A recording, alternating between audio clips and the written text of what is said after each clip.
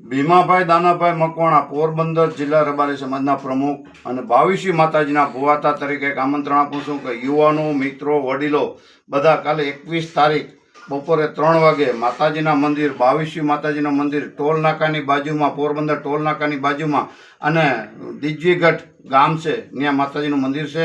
તો પોરબંદર જિલ્લામાં તમામ યુવાનો, મિત્રો, વડીલો, જુનાગઢ જિલ્લો, જામનગર જિલ્લો, ગીર સોમનાથ જિલ્લો, દેવભૂમિ દ્વારકા જિલ્લો અને 6 જિલ્લા, રાજકોટ જિલ્લો, 6 થી 7 જિલ્લા જે આપણા સૌરાષ્ટ્રના આવે છે એ 6-7 જિલ્લા આપણે બધા ભેગા થઈ અને સરકારમાં આપણે સારી રીતે રજૂઆત કરીએ અને સારી રીતે આપણા માલધારીઓને કંઈ નુકસાની ના થાય એવા આપણે બધા પ્રયત્ન કરીએ. આજે હમણાં ડેમોલેશન હાલે છે એમાં આપણા માલધારીઓના જે વાડા અને મકાનો જે પાડી નાખ્યા છે સરકારને, એને આપણે કહેવાનું છે કે સરકાર આ મકાન પાડે નહીં અને આપણા મકાન કેમ બચે અને કેમ આપણા માલધારીને નુકસાની ના થાય એ માટે થઈને બધાને રજૂઆત કરવાની છે.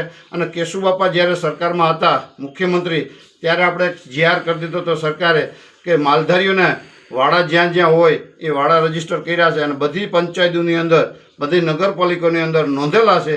2001માં જે નોંધાયેલા વાડા આજથી 24-25 વર્ષ થયા એ વાડા બધાને નોંધેલા છે.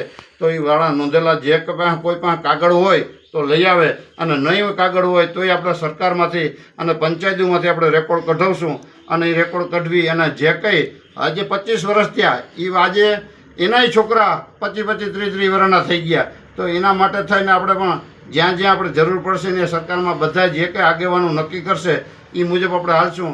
યુવાનો, મિત્રો, વડીલો, આગેવાનો તમામ, અને આમાં કોઈ પાર્ટી કે કોઈ પક્ષ નથી.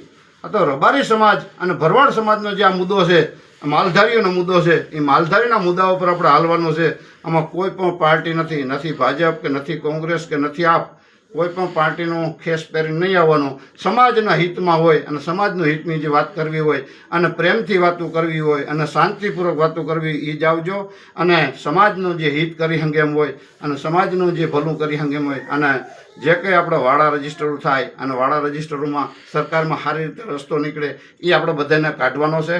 અને આપણે સરકારને આપણે પણ કહેવાનું છે કે અમારે જે કે વાડા રજીસ્ટરો થયા અને વાડા રજીસ્ટરો થયા એના વાડા અમને આપો અને અમને હક આપો. અને આપણો હક છે માલધારીઓને આજે વાડા રજીસ્ટર કરવા. અને આજે કેશુબાપાની સરકાર હતી ત્યારે વાડા રજીસ્ટર થયા હતા તો એ વાડા રજીસ્ટરોની આપણે માગણી કરવાની છે. અને નવા જે કંઈ આપણા વાડા થયા હોય એની પણ માગણી કરવાની છે.